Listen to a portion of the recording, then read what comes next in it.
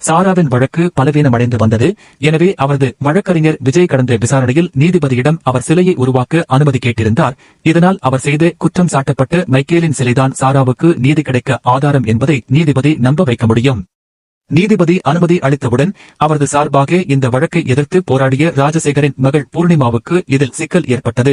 எனவே சிலைக்கு நபரை தேர்ந்தெடுக்கும் உரிமையை நாங்கள் தான் தேர்ந்தெடுப்போம் என்றார். சாராவுடன் அறையில் மூன்றாவது நபர் யாரும் இருக்கக்கூடாது என்றும் அவர் கூறினார்.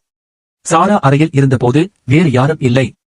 உண்மையில் மைக்கேலின் வழக்கறிஞர் ராஜசேகர் தான். சாரா அவரது முகத்தை தொட்டபோது அவளுடைய கவனத்தை திருப்புவதற்காக அவர் அவளிடம் சில தாகத வார்த்தைகளை சொன்னார்.